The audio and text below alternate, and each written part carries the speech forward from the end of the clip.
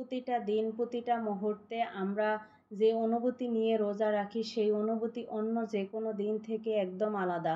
যখন সূর্য ডুবে যায় সেই বিকেলবেলা যখন একটু একটু করে আকাশ অন্ধকার হয়ে আসে তখন এক ধরনের শান্তি আর সুখবরই যেন ছড়িয়ে পড়ে।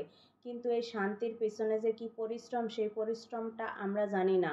মা বোনেরা সবসময় আমাদের জন্য রান্না করে ব্যস্ত পরিশ্রম করে যাচ্ছে আর আমাদের রোজা ভাঙতে প্রস্তুত হচ্ছে। এমন একটি মুহূর্তে যখন খাবার সাজানো হয় তখন তা শুধু খাওয়ার বিষয় নয়, এটা হয়ে ওঠে এক ধরনের অনুভূতির পরিণতি, ভালোবাসার প্রকাশ। আজকের ইফতারে আমি প্রস্তুত করেছি খিচুড়ি, তবে শুধু সাধারণ খিচুড়ি নয়, সবজি খিচুড়ি যাতে ফাইবার প্রোটিন এবং ভিটামিনে পরিপূর্ণ হয়ে ওঠে। তাছাড়া খাবারের প্রতি আমার একটু ভিন্ন দৃষ্টি রয়েছে। প্রতিদিন তো ভাজা পোড়া খেতে ভালো লাগে না, তাই আজকের ইফতার ছিল একটু হালকা খাবার, যেন ফিশ ফ্রাই আর চিকেন ফ্রাই যা গুণগত ভাবে পুষ্টিকর, এবং জিলাপি যা কিছু মিষ্টি খেতে ইচ্ছা করে। এছাড়াও এক ধরনের অসাধারণ টমেটো চাটনি ছিল যা খিচুড়ির সাথে একদম মানানসই, আর দুটো শরবত যা আমাদের শরীরকে হাইড্রেট রাখবে, বিশেষ করে রোজার শেষে। খিচুড়ি রইল, তবে এটা শুধু খাদ্য নয়, এটি এক পবিত্র মুহূর্তের প্রতীক। আমাদের আজকের রান্না যেমন নিজের জন্য ছিল, তেমনি এই খাবারের মধ্যে দিয়ে পরিবারের সবার জন্য ভালোবাসা, যত্ন এবং পুষ্টি জড়িত ছিল।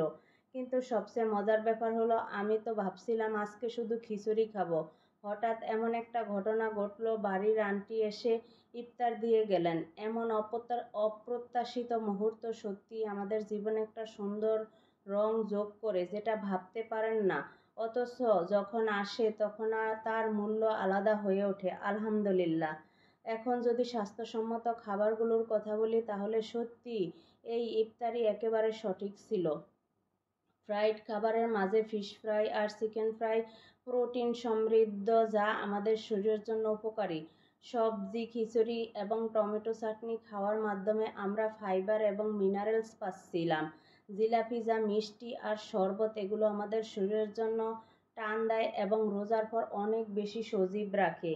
এগুলো সব মিলিয়ে আজকের রমজানের ইফতার আমাদের শুধু সঠিক পুষ্টি দেয় না, বরং আমাদের কাছে রিজিকের আশা এবং পরিবারের ভালোবাসা নিয়েও একটা গভীর অনুভূতি তুলে ধরে।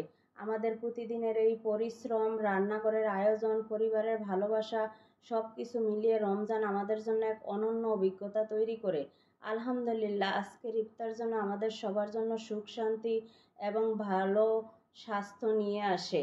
এভাবেই যখন আমরা স্বাস্থ্যসম্মত খাবার প্রস্তুত করি তখন শুধু আমাদের শরীরই ভালো থাকে না, আমাদের মনেও এক ধরনের প্রশান্তি পায়।